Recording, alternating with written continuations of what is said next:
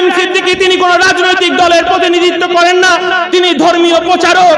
তার মাথায় তার টুপিতে রক্তের দাগ দেখলাম, এটা কিসের সংকেত?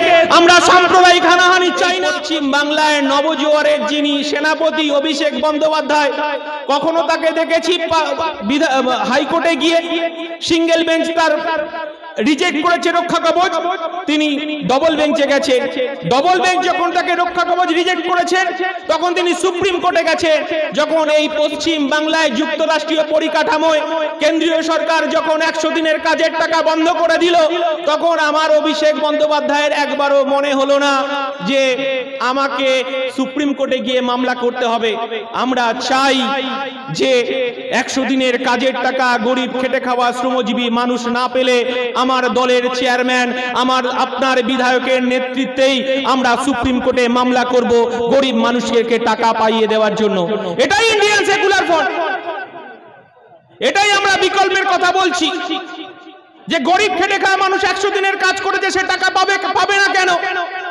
কি লজ্জার ব্যাপার পশ্চিম বাংলায়, যেটা আমরা কোনোদিন দেখিনি। আমাদের নতুন ভবিষ্যৎ, আমাদের নতুন প্রজন্ম ইতিহাসে পড়তে হবে, নতুন প্রজন্মকে ইতিহাসে পড়তে হবে। আমরা ইতিহাসে পড়ব যে 2023 সালে 21শে জানুয়ারি গরিব খেটে খাওয়া শ্রমজীবী মানুষের তাদের অধিকার পুনঃপ্রতিষ্ঠা করার জন্য, গরিব খেটে খাওয়া শ্রমজীবী মানুষের তাদের অধিকারকে পাইয়ে দেওয়ার জন্য নওশাদ সিদ্দিকী এই হাতিশালায় এই 6 লেনে আক্রান্ত হয়েছিল। আমরা যেমন ইতিহাসে পড়ব, তেমনি আমরা ইতিহাসে পড়ব, আমার নতুন প্রজন্ম পড়ব। আমরা লজ্জায় একজন ভারতীয় হিসেবে মাথা হেঁট হয়ে যায়। কয়লা চোরের ইতিহাস, গরু চোরের ইতিহাস, আমরা শিক্ষায় দুর্নীতির ইতিহাস, মিড ডে মিলের ইতিহাস, চুরি করার ইতিহাস আমার নতুন প্রজন্ম পড়বে। আমরা ইন্ডিয়ান সেকুলার ফ্রন্ট বলছি যে আমরা দেখেছি মমতা বন্দ্যোপাধ্যায় এই পশ্চিম বাংলায় জমি যার নাঙ্গল যার জমি তার। আমরা ইন্ডিয়ান সেকুলার ফ্রন্ট বলছি জমি আন্দোলনের মধ্য দিয়ে আমরা দেখেছি, সিঙ্গুর আন্দোলনের মধ্য দিয়ে সেদিনকে মমতা বন্দ্যোপাধ্যায় পশ্চিম বাংলার মানুষ সেদিনকে তাকে বিশ্বাস করেছিল। পশ্চিম বাংলায় 2011 সালে বামফ্রন্ট সরকারের পতন ঘটিয়ে মমতা বন্দ্যোপাধ্যায় ক্ষমতায় এসেছিলেন, তার স্লোগানকে বিশ্বাস করেছিল পশ্চিম বাংলার মানুষ।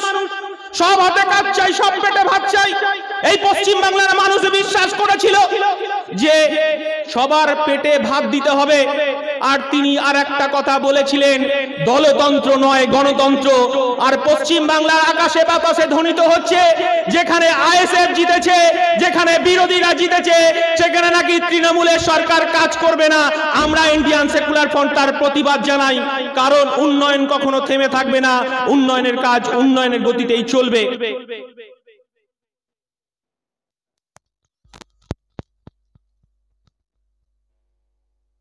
ছোট ছোট বোন আছে, তারা সন্ধ্যাবেলা রাতের বেলা কলেজ থেকে ফিরতে চাইছে, কিন্তু এই পশ্চিম বাংলার ইতিহাস, পশ্চিম বাংলার সংবিধান, আমরা আবার একটা অন্ধকারের দিকে চলে গেলাম।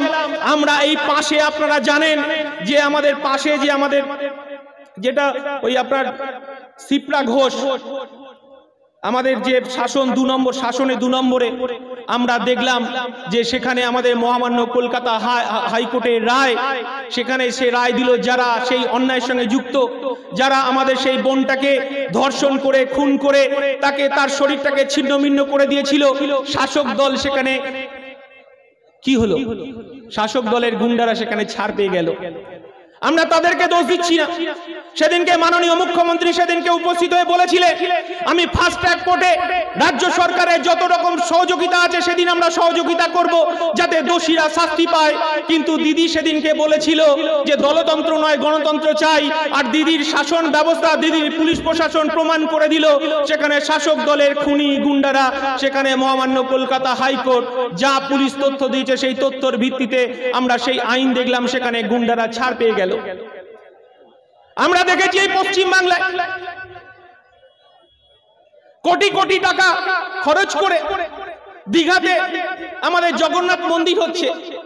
আমরা সেটা বলছি, বারণ করছি না, হোক, কিন্তু আমরা যারা রাজনীতি করি আমরা তো প্রত্যেকটা এক একটা ধর্মের অনুসারী, কিন্তু আমাদের রাজনৈতিক দলগুলো কেন ধর্ম নিয়ে আমরা মাতামাতি করব?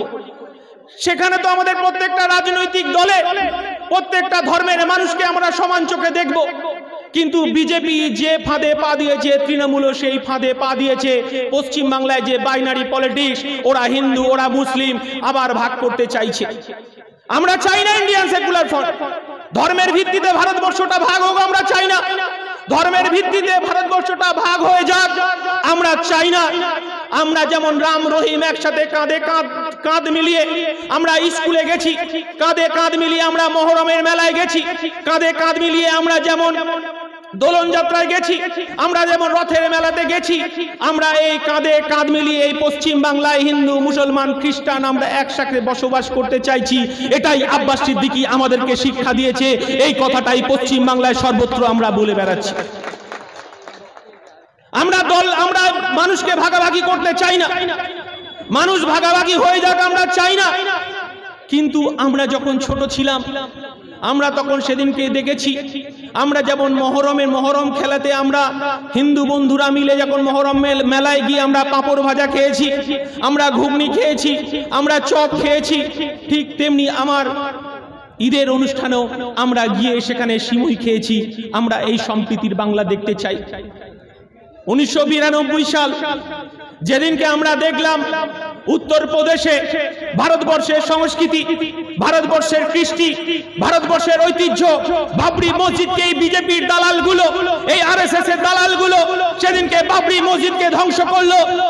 আমরা সেদিনকে এই পশ্চিম বাংলায় দেখেছি যে তৎকালীন মুখ্যমন্ত্রী ছিল, আপনারা জানেন সবাই, জ্যোতি বসু।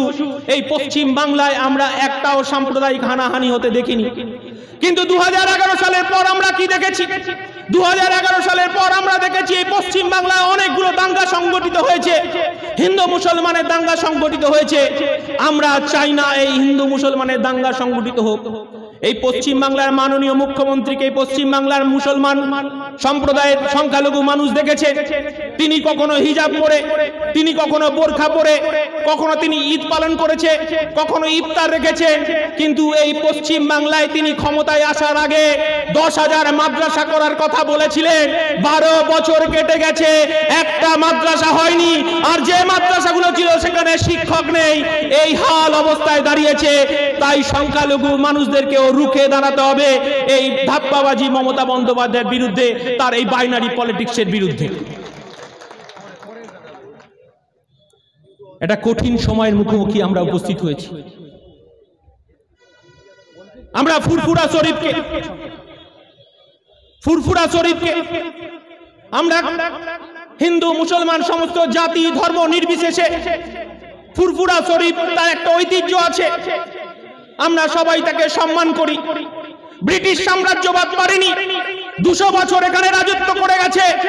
আমরা বামফ্রন্টে 34 বছর দেখেছি, 34 বছর আমরা দেখেছি সেখানে কোন রকম দাঙ্গা হাঙ্গামা হয়নি ফুরফুরা শরীফে। আমরা কংগ্রেসের রাজত্ব দেখেছি, বামফ্রন্টের রাজত্ব দেখেছি। আর এই 2023 সালের পঞ্চায়েত নির্বাচনের কথা বলবো না, বলে আর কোনো লাভ নেই, সবাই জানি ওটা কোর্টের বিচারাধীন আছে। আমরা কি দেখলাম? ফুরফুরা শরীফের পঞ্চায়েতকে নির্বাচনকে কেন্দ্র করে সেদিনকে দেখলাম খাকি পোশাক আর সাদা পোশাকের উর্দিধারী বুটের আওয়াজ, হাজার হাজার পুলিশের আওয়াজ, বুটের আওয়াজে সেদিন ভীত সন্ত্রস্ত হয়ে গেল ফুরফুরা শরীফ। সেদিনকে আমরা পঞ্চায়েত গঠনের জন্য পুলিশ পাঠানো হয়েছে, হাজার হাজার পুলিশকে পাঠানো হয়েছে।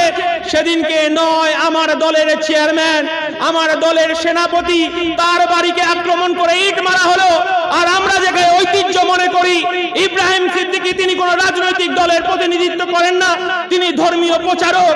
তার মাথায় তার টুপিতে রক্তের দাগ দেখলাম। এটা কিসের সংকেত? আমরা সাম্প্রদায়িক হানাহানি চাই না, আমরা ধিক্কার জানাই ইন্ডিয়ান সেকুলার ফ্রন্ট। আমরা মনে করি একটা মন্দিরে যদি আক্রমণ হয় ইন্ডিয়ান সেকুলার ফ্রন্ট রুখে দাঁড়াবে, একটা মসজিদে যদি আক্রমণ হয় ইন্ডিয়ান সেকুলার ফ্রন্ট রুখে দাঁড়াবে। আর জল জমি জঙ্গলের অধিকার আদিবাসী মতুয়াদের উপর আক্রমণ হলে ইন্ডিয়ান সেকুলার ফ্রন্ট রুখে দাঁড়াবে। আমরা এই সম্প্রীতির বাংলা দেখতে চাই, এই সম্প্রীতির বাংলাকে গড়তে চাই। তাই সকলকে ভাঙড়ের মানুষের কাছে সৌজন্যের রাজনীতিকে আমাদেরকে সামনে আনতে হবে। আমরা একে অপরের